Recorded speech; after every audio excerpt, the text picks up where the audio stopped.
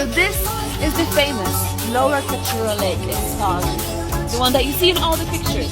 The heart-shaped one with the amazing resort. The resort is closed. You just get on with it and you find alternatives. This is Upper Katura Lake.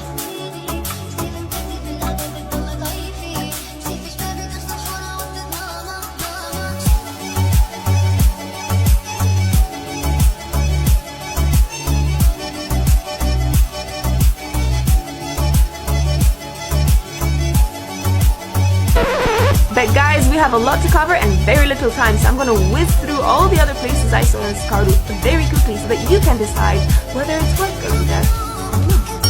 After Upper Katura Lake, we decided to make our way towards Subscrbe Fort. On our way to Subscrbe Fort, out of the corner of my eye, out of the window of the car, I caught a glimpse of a place that looked really quite interesting. So we had to take our 4x4 and drive down this really tiny little dirt track until we got to a place that looked like a pasture in the middle of the mountains, right by a winding blue river.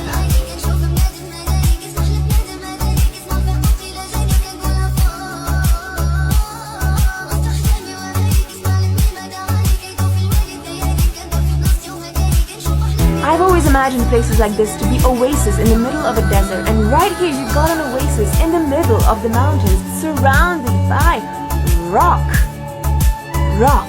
Inhospitable, inaccessible rock. And yet, here we are.